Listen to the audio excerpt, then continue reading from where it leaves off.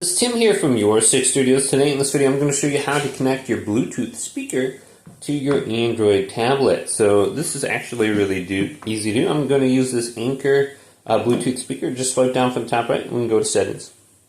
Go to Bluetooth. Now make sure you're scanning for Bluetooth devices. Mine does it automatically. And go to your Bluetooth speaker and simply just turn it on. So mine is turned on now. And you want to go to the Bluetooth option right here and just turn on the Bluetooth option. You might have to hold it down and you want to get it into the pairing mode.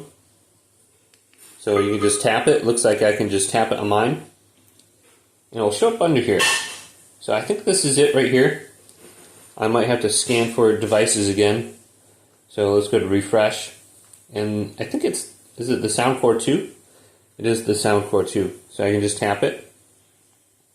And then go to pair, and now it is connected, and I can use the volume slider on here if I want, up and down, and then here's play.